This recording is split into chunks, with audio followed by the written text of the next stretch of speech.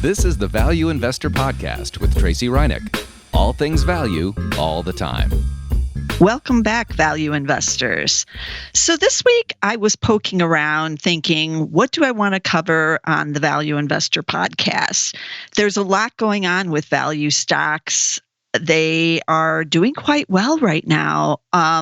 And I was just kind of curious, how many value stocks, those that are very cheap, also have growth? This is a rare combination, and it's hard to get that combination. We've run screens in the past using the PEG ratio, which is what gets you that combination of value and growth. And it's always been kind of a little lackluster on like what you got using the PEG ratio.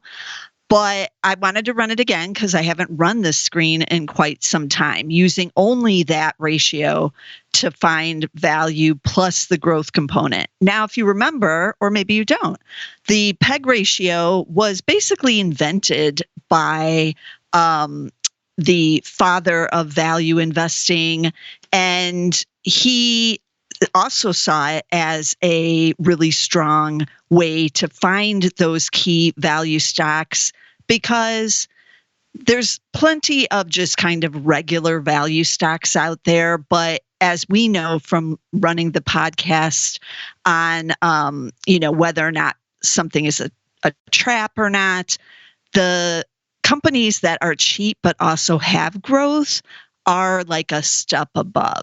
So why wouldn't we want to find that? Why wouldn't I want some company that is being ignored or is cheap on a PE basis also actually growing its earnings? That, as I mentioned earlier, is a rare combination, but it is always out there. So what kind of screen did I run for this? Obviously, I just used the PEG ratio, but it's always under 1. You want it to be under 1 to get that combination of value and growth. And then I did include the Zacks rank because, of course, the Zacks rank will get us analysts raising the earnings estimates. It doesn't necessarily mean there's growth there, but something good is going on because the analysts are going in and raising. And that's what we want, especially right now. This is the summer of 2024. We're in the middle of second quarter earnings season. So some companies are reporting some pretty fine earnings out there, and they may even be raising earnings guidance. So the analysts are going in and raising their estimates. So that's how we're getting the number ones, strong buys, and the number 2 buys. Now, combining both of those, I should get a little over 800 companies, give or take. And so that's a pretty big group of stocks to look at. And then combining it with the PEG, I was hopeful I wouldn't get that many stocks, because normally when I do run this, there aren't that many that are both value with the growth component with that PEG under 1, plus the very good Zacks rank. But running this, I got 95 companies. And normally I might narrow that down some more. I might just say, just give me the number ones, because that would obviously narrow it further. But this time I kind of wanted to look through the whole list of 95 companies. And what was in there were a lot of gold miners. I wasn't expecting that. Like, what's up with that? Gold miners? They're back on the scene. And I haven't really covered gold miners. Have I ever covered them? I can't recall if I have on the Value Investor Podcast, because that's how long they've been out of favor. Maybe once or twice, like years ago, I might have covered them. But gold, the price of gold has been trading at or near new all-time highs. So I guess we shouldn't be surprised that the gold miners are seeing good earnings outlooks as a result, the same way energy producers see good earnings result when, crude is at not new highs, but higher levels than it has been the last couple of years. So I might do a separate podcast just on the gold miners, because I haven't looked at them in quite some time, and I'm not familiar with what is actually going on in the industry, what are the big names that we might want to look at, all of that stuff. So I'm keeping those on the sidelines, but they were definitely on this list, like numerous of them. Then we also had energy. Energy was back on this list. They've been the wrong Zacks rank for a while, so that's why they weren't showing on a lot of the screens. But now the estimates have been cut enough that the companies are beating, and or next year is looking better, and the analysts are raising some estimates for 2025 now on energy.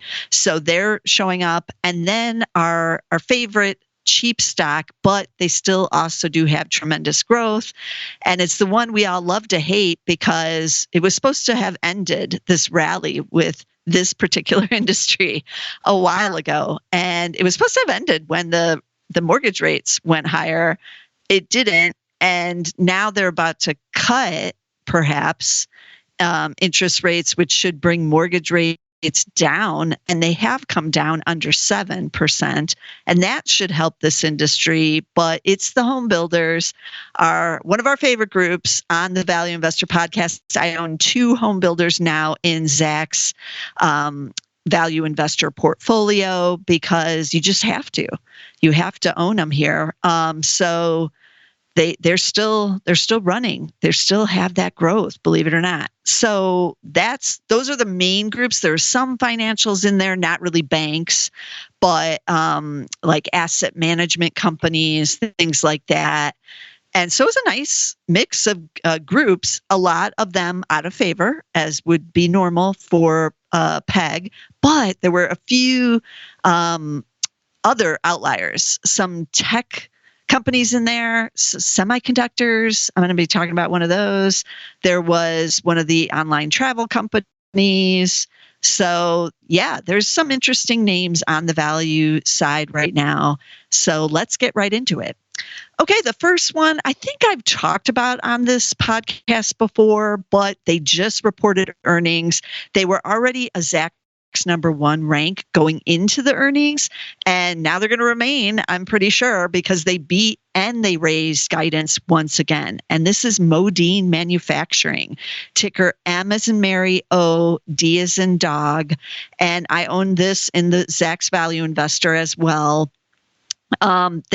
As I said, they just reported right when I'm recording this at the end of July 2024, and they said it was one of the best quarters in company's history. So what is it they do? They are on the cooling side of things, and you know what that means, data centers. So yeah, data centers are providing a big boost to their business, but they've been in kind of this strategic turnaround to get on the right side of where they wanted to provide the cooling. And so data centers is a big part of that. They've been managing their costs so much better that gross margins actually were up 400 basis points this quarter. That's huge. That's going to go to the earnings. And they did raise earnings guidance again. So they raised earning guidance to 365 to 395. That's the new guidance for the full year. And the street was at 370. So they definitely will be raising again. That's why I said they're going to keep the #1 rank, the strong buy. But that before any of this happened, it was already 13.9% earnings growth because they made 325 last year. But now going to make somewhere 365 to 395. So it's going to be a little bit better even than 13.9%. PE on this one is 26.7, but so that's not that cheap, right? But it'll improve a little bit when these estimates are revised higher. But the PEG, because it's a combination of that growth plus the PE, is at 0.8. So it definitely, obviously qualified. That's how it made this screen. But it's got the combination of both value and growth. And I even tell the subscribers to the Value Investor on this one to buy it on weakness. And it did just turn down almost $20 a share. It was trading around $100. And then the earnings came out and now it's popped back up to 120. So if you can get this on any kind of pullback, you should.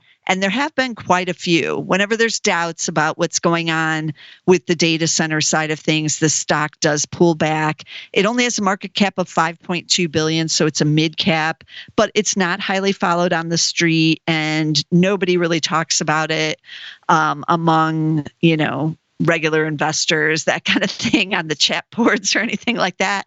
They're headquartered in Wisconsin, so they're not really on the radar. But with this huge change in what's going on with the data centers, just tons of data centers being built everywhere, that they got to cool them. They got to keep it cool for those chips. So companies like Modine are really seeing the benefits here, and their sales and earnings are up. So that's Modine Manufacturing, ticker MOD. The second stock is one of the home builders. I picked one of the random ones, like you can pick any of them because there were numerous ones on the screen. And this one I picked KB Home, ticker K as in Kathy, but with a K, B as in boy, H as in Harry, KBH.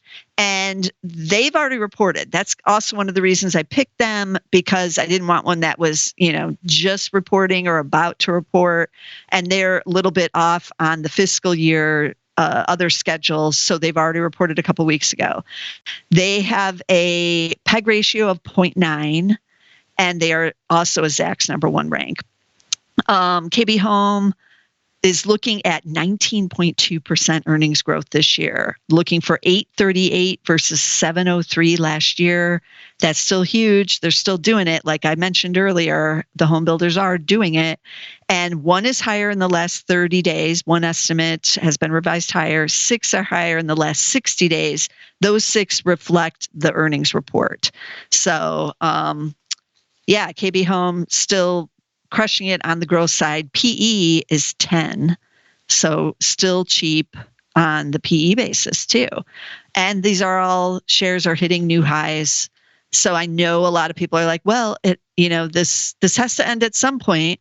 They can't keep growing like this, but the demand is still there. Sales are actually down significantly from the 2022 highs, down anywhere from 30 to 40%. So what happens if some of those sales come back when the mortgage rates decline and people are back out buying again, even in bigger numbers than they are right now?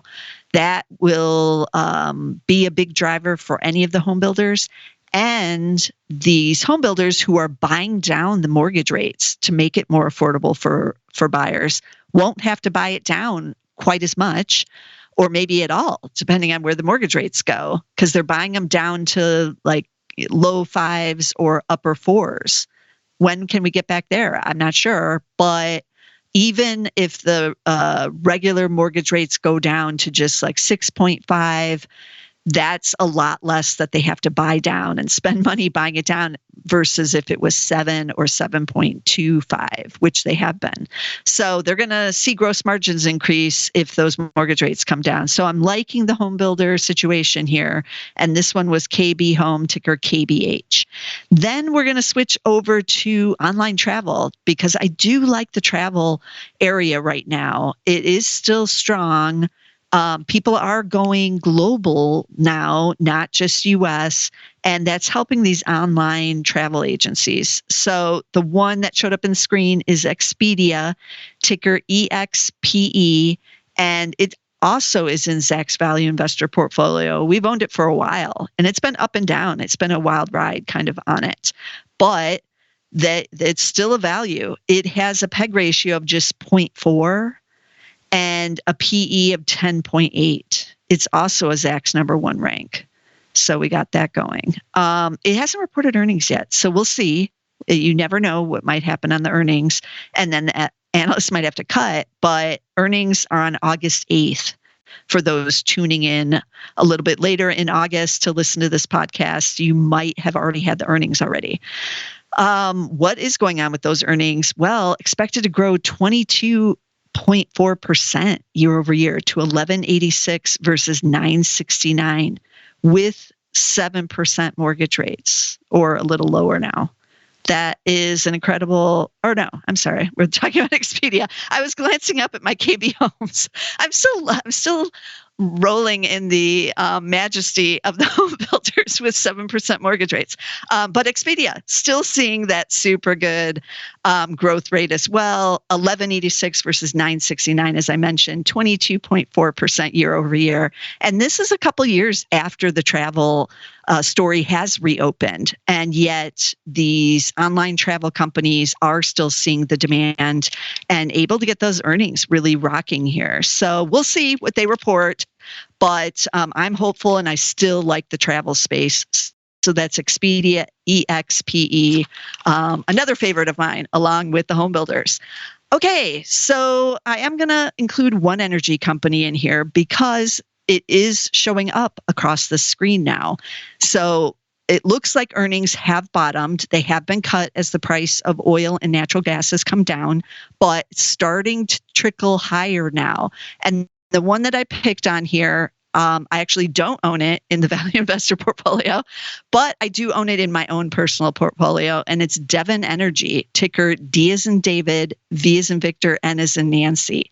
Devon Energy, and they are pretty big, actually. They have a market cap of $29 billion. They drill in the Delaware Basin.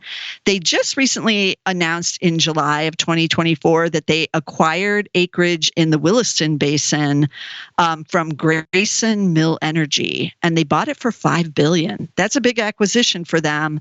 That was $3.25 billion in cash, $1.75 billion in stock. And so that's a lot of cash that they're spending to get this. But, any kind of added acreage for any of these guys is going to go to the bottom line, especially with crude between 70 and 80. And if it goes higher, that's even still a bonus. So they are number 2 right now. They have a PEG of 0.8. And they actually have negative earnings growth expected for 2024, not surprising because of the price of oil coming down. So a lot of the estimates have been cut in the prior 6 months, so to speak. But that's what I meant when I said it looks like they've bottomed now, and now the analysts are getting more bullish about 2025. So 2024 expected to decline 5.4%. to $5.40 from $5.71 last year. But 2025 expected to jump back up to $6.30, and that's a gain of 16.7%. Some of that will be on the acquisition, obviously. Once that becomes accretive, that will raise earnings, but also probably rising oil and natural gas prices as well. So I'm liking that 16.7% growth for next year. The PE is just 8.5. So a lot of energy stocks are cheap because those estimates have come down. The stock has come down because they've been out of favor again. But I am hopeful for things turning around on the energy side back in the back half of this year and into 2025. So that's Devon Energy, ticker D as in David, V as in Victor, N as in Nancy. And then I'm going to wrap it up with one of the semiconductor stocks. I have to grab them while I can on the value investor because you don't see much value with them normally. But right now they do have this combination of super intense growth and an attractive PE. I'm not saying it's cheap on the PE side, but it's attractive, and that is getting them into the screen. So the company that made it on is Taiwan Semi, ticker T as in Tom, S as in Sam, M as in Mary. They manufacture the semiconductors. They're a number 1 right now. They've already reported earnings. Those earnings are moving higher. And so they got the strong buy recommendation, PEG of 0.9. PE, however, is 24.2. That's what I was saying about it being a little elevated on the PE side, but earnings expected to be up 23% here in 2024 and another 27.5% in 2025, just based on everything going on in AI, and they're making them as fast as they can. They're at Taiwan Semi. So great outlook on the earnings growth side. So what does that look like? They made $518 last year, expected to make $637 this year. And 4 estimates are higher in the last 30 days, and that's after they've reported the earnings. The analysts did get more bullish because Taiwan Semi itself was more bullish. So it is rare for us value investors to get into a hot sector like this, but the PEG ratio sometimes can get us in there. And I wouldn't consider the PEG ratio to be any less legitimate of a value stock ratio than any of the others. Benjamin Graham, after all, did invent it, the father of value investing, because he did realize that it's not only about the value, but growth plays such an important factor in finding good quality companies. Anyone can buy a cheap company, doesn't make it good, but a cheap company with this kind of growth, like Taiwan Semi is seeing 23% this year, 27% next year, is somewhat rare. We've only found 95, or what was it, 95? 92. No, 95. 95 companies that have it with this good Zacks rank, which means the analysts are raising their earnings estimates. That's how we get the number ones and number twos. So something good is going on there. Somebody feels some kind of positivity and they're raising. So that's what we want as value investors. And we're going to use the Zacks rank as much as we can to find these good quality companies. And all 5 of these companies are good quality. They're seeing good things right now. And some, like Modine, are having their best quarters in company history. So even better. So keep these stocks on your short list. I know I'm going to be watching a lot of them, even the ones that aren't in either my portfolio or Zacks Value Investor portfolio. And I'm going to be watching those in these similar industries because I just picked one out of many. There are other options you could go for. So let me recap the stock tickers again. We had Modine Manufacturing. That's the data center cooling company. That's what I'll call it. But they're more than data centers. Keep that in mind. But that ticker is M as in Mary, O, D as in dog. We had KB Home, one of our home builders. Are you still in them or not in them? KB Home, ticker KBH. Expedia, online travel. We're all still traveling this summer. E as in Edward, X, P as in Paul, E as in Edward, EXPE. Then we had Devon Energy as one of the energy plays, D as in David, V as in Victor, N as in Nancy. It is an E&P, exploration and production company. Then we had Taiwan Semi, one of the semiconductors, big manufacturer, T as in Tom, S as in Sam, M as in Mary. And as always, you want to be sure to get all of our value investing podcasts here at Zacks. I'm doing them for you every week. Get them on Apple. Get them on Spotify. We are on Amazon Music. We're also on YouTube with our own special channel, just Zacks Podcasts. I know many of you have subscribed over there. Thank you for subscribing and just getting all of our podcasts over there. But get us somewhere, and I'll see you again next week with some more value stocks.